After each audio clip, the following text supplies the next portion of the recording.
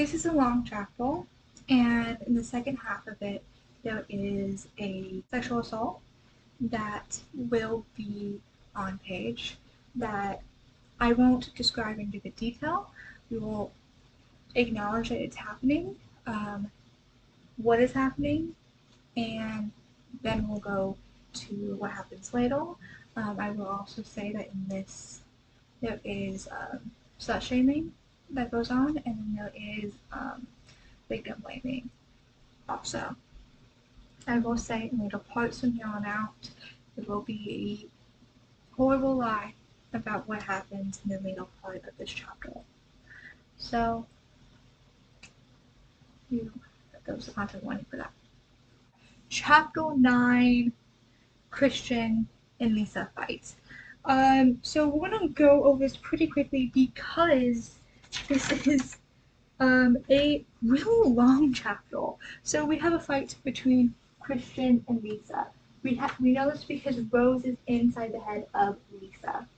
So information that Christian is saying gets confirmed or denied by Rose. So here's what happens. Lissa, it's like, since you aren't you in so much trouble? We learn that Christian is not in any trouble because, like I said, specifically the flames never touched Ralph. So he was never hurt, which means there's no reason to basically punish Christian according to the head mistress herself. But Lissa, she's over here but you still did forbidden magic. And she's very opposed to forbidden magic for some reason. Because even Christian points out she does forbidden magic all the time. What's forbidden magic? Compulsion. You're not supposed to be doing compulsion, literally at all. And she does it all the time. Legitimately all the time. And later on, she's gonna do it even more. Which is slight spoilers, I should have said before. But legitimately, she does forbidden magic all the time. When she was on the run with Rose, she was doing forbidden magic. She was compelling. We have an example in chapter 1 of her just compelling Jeremy because she wanted to. Because it's okay, it makes sense that she needs to take the car. She didn't have to compel him to study. That's because she wanted to. You know what? And I think that the only reason why he didn't have his cat is because she compelled him not to have his cat. That is my belief. Are Christian's points that he makes to why he should be using and why everyone should be learning to use some magic to fight. His first point is Shigoi. He is saying that hundreds of years ago, Malloy and Depil were fighting side by side to fight the Shigoi. And Shigoi have only gained in numbers, and Depils have gone down in numbers, and people have basically lost the knowledge on how to use magic in a fighting way because they got scaled. And so his point is saying, no, we should, in fact, be using our magic to fight the Dampils, which is, I think, a core belief that Rose has, not necessarily that the Malloy should be fighting, but instead that Shigoi need to go down in numbers.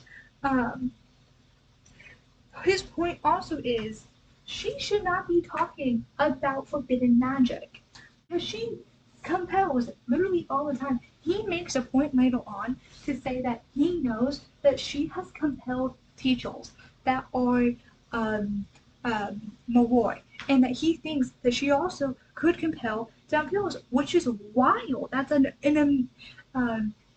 huge amount of compulsion that she can just use a huge amount of magic that it takes to do that. And he also speculates that Rose confirms that they both could not have survived that long, especially in high school, without a parent being involved somewhere. A parent-teacher conference, literally anywhere.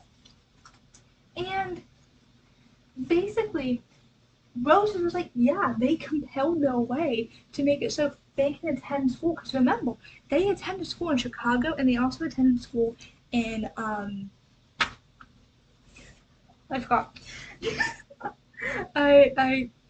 In Portland.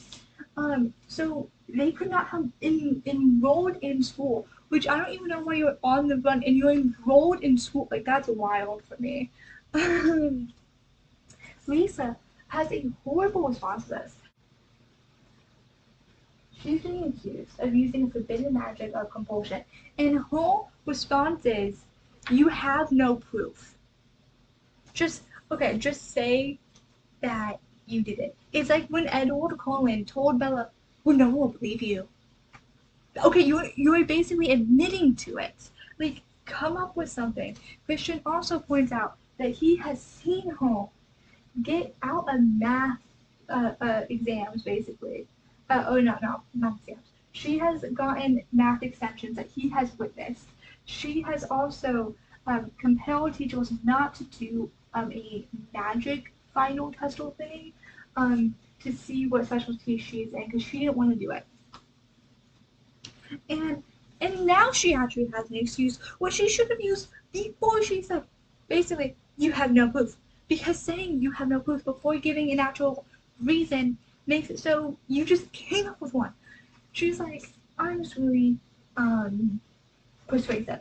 And he's just like, no, you're not. He's like, uh, basically, he calls her, quote, kind of evil, compulsive superstar. Now he likes this. Um, so also, here's a little bit of what compulsion is not taught, but Armor can do it. Um, because basically it's seen as a weapon, and they don't even want to use their magic to fight. So having something that is a weapon, compulsion, is they're like it's too easily abused, which we see. We will see. It is so easy to abuse compulsion, because compulsion is taking away someone's right to basically do anything. You're messing with people's minds. But Christian thinks that this is hard. This is when Rose thinks that Christian is unstable. Um, Lisa says he can't know all of her secrets, and she wants nothing to do with him. Yeah. So that's the first part of this chapter. We will be getting into the second part of the chapter. So, Rose and Jessie meet up in I believe it's down Hill's dorms. And in it, she's like, hey, I just want you to know something about Mia. This is when Rose tells Jessie about how Mia's family, specifically his uncle, works for the Drogoff's family as a housekeeper. But she dramatizes it by saying practically custodians for the Drogoffs. That's the drama, right? Now we have Rose saying that she doesn't want to do anything but basically making out. He initially is like, cool, cool, cool, and then says, when they start making out, that he wants to drink from her. Rose is completely against this. She does not want to do it, and she vocally also says she does not want to do it. It again is seen as something that is very sexual, and for a Malloy to do it to a damn heel, very dirty as well. Like, it is not seen as like a good thing, basically. So she doesn't want to do it. He then basically attempts to do it and starts to do it. And the only reason why he doesn't continue is because Dimitri comes in because he's like hearing a ruckus, basically. So Dimitri basically gets him to stop because as soon as someone comes in, it ends. Everything is done. Dimitri basically says that to Jesse if he finds out that this has happened again, that he will be deciding the punishment of whatever happens, and it will be very painful. Once that is done and Jesse is gone, that's when Dimitri realizes that it is Rose. And now we're going to get into the victim and slut-shaming. So his stance is that Malloy girls can put herself in situations like these, but Rose can't because she's a damn and she has a reputation to think of. He says that he already knows that Rose has a bad reputation, and when she asks him basically to teach her self-defense so that this doesn't happen again, which he should already be doing, he says that she has to prove herself, that she wants to actually learn and basically restore her reputation. She agrees, and this is also, it gets brought up that she is looking once again. So the adult here, who is already supposed to be training her, is saying that he's going to withhold training until he believes that she has restored her reputation. And by that, that means no more basically not even just seeing guys, but going to parties or doing literally anything her age would be doing. And his stance is, well, because she's a damn girl, she shouldn't even be doing them in the first place. That is only for Malloy girls to be doing. Already putting her in a position where she has to be an adult. And I think that's because if he sees that she is acting her age, then he is realizing she is acting her age.